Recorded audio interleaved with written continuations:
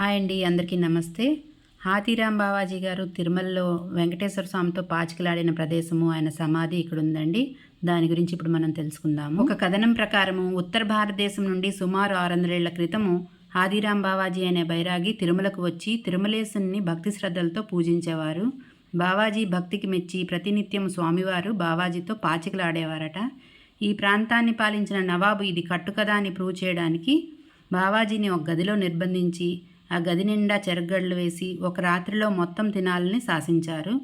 అప్పుడు బావాజీ శ్రీ వెంకటేశ్వర స్వామిని ప్రార్థించగా స్వామివారు ఏనుగు రూపంలో సాక్షాత్కరించి ఒక్క చెరుకుగడ కూడా మిగల్చకుండా తినివేశారు.